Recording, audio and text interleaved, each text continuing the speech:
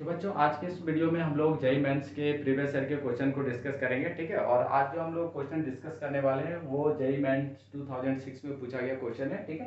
तो चलिए क्वेश्चन को देखते हैं। देखिए, a particle located at x equal to zero at t equal to zero, ठीक है। यानी जब टाइम कितना था, जीरो था, उस समय उसका जो डिस्प्लेसमेंट है वो कितना है, जीरो है, ठीक है। आगे पूरा start moving along the positive x direction, है ना। अब पार्टिकल जो है x एक्सिस के अलोंग जो है मूव करना स्टार्ट करता है विथ वेलोसिटी v, कितने वेलोसिटी से, v वेलोसिटी से। That varies as v equal to alpha root x। The displacement of the particle varies with time, है ना। तो जैसे जैसे टाइम बीतता चला जाएगा उसका जो डिस्प्लेसमेंट है वो भी हमारा क्या होगा, वेरी करेगा। तो t इक्वल टू जीरो से लेट t इक्वल टू कितना हो गया, t हो गया, ठीक है। तो उसका जो डिस्प्लेसमेंट है जीरो से कहाँ तक जाएगा, यानी x हमें क्या करना है, फाइंड करना है, ठीक है। तो इनिशियल उसका जब टाइम जीरो था तो डिस्प्लेसमेंट उसका जीरो था, बट टी जीरो से कितना हो गया, आपका टाइम टी हो गया। तो उस समय हमें बताना है कि उसका जो डिस्प्लेसमेंट होगा वो कितना होगा, ठीक है। तो देखिए यहाँ पे इक्वेशन हम लोग को दिया गया है, तो v equal to alpha root x है, ठीक है। अब देखिए यहाँ पे जो वेलोसिटी है, एक्चुअली हमें निकालना क्या है, यहाँ पे डिस्प्लेसमेंट निकालना है ना। तो डिस्प्लेसमेंट निकालना है तो हम लोग पढ़े थे कि अगर हमें डिस्प्लेसमेंट से वेलोसिटी पे जाना है तो डिफरेंशिएट करना पड़ेगा, बट यहाँ पे हमें वेलोसिटी गिवन है और क्या मांग रहा है, डिस्प्लेसमेंट मांग रहा है, ठीक है। यानी हमको यहाँ पे क्या क्या करना पड़ेगा, इंटीग्रेशन करना पड़ेगा। तो देखिए जो v है, इस v को क्या लिख सकते हैं हम लोग, dx अपॉन dt लिख सकते हैं, इक्वल टू क्या हो जाएगा, अल्फा रूट x हो जाएगा, है ना। तो dx अपॉन, अभी ये रूट एक्स को नीचे ले आते हैं तो ये हमारा रूट एक्स हो गया और अल्फा इधर क्या हो जाएगा, dt हो जाएगा।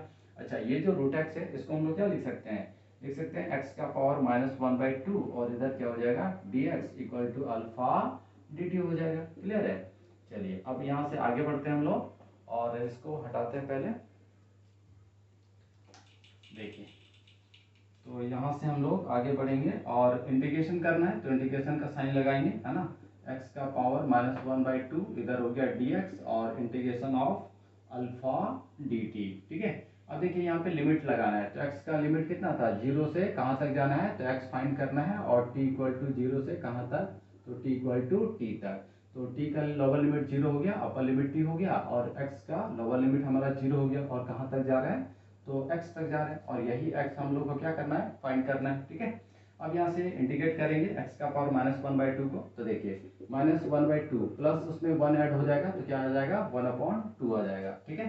तो इसको हम लोग लिखेंगे x का पावर वन बाई टू और जितना पावर ऊपर है उतना ही क्या हो जाता है, डिवाइड में आ जाता है।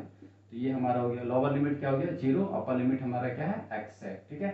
इक्वल टू अल्फा, अल्फा तो कांस्टेंट है तो बाहर आ जाएगा, है ना। यानी dt का हमको क्या करना है, इंटीग्रेट करना है। तो dt का अगर इंटीग्रेशन करेंगे तो इंटीग्रेशन dt तो क्या आ जाता है, t हो जाता है, ठीक है। तो यहाँ पे आपका t आ जाएगा, lower limit zero, upper limit क्या है, t है। अब लिमिट पुट करना है, तो लिमिट जब पुट करेंगे तो x के जगह पे x ही पुट होगा, है ना।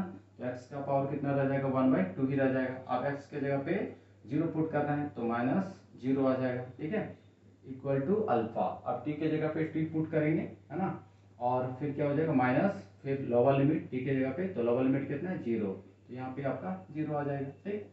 तो इसको हम लोग क्या लिख सकते हैं, रूट x, है ना, और इधर आपका क्या आ जाएगा, अल्फा t, ठीक।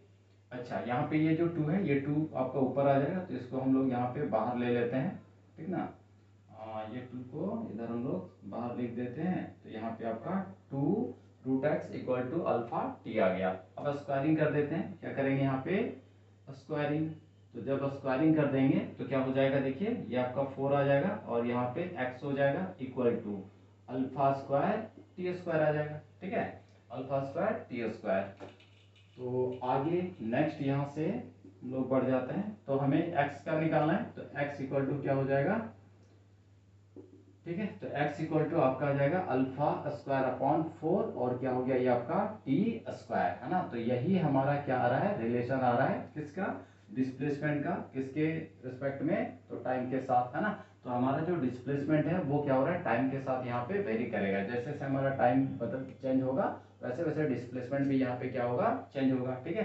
तो अगर ये दोनों पार्ट को देखें तो ये दोनों पार्ट क्या है, कांस्टेंट है, यानी x डायरेक्टली प्रोपोर्शनल क्या हो जाएगा, टी स्क्वायर हो जाएगा, ठीक है। तो देखिए जहाँ पे आपको टी स्क्वायर मिल जाएगा यही हमारा क्या आंसर है। तो ये हमारा क्या हो गया, ऑप्शन नंबर वन, ठीक है। तो आई होप बच्चों आप सबको ये क्वेश्चन समझ में आया होगा। तो मिलते हैं नेक्स्ट वीडियो में, ठीक है।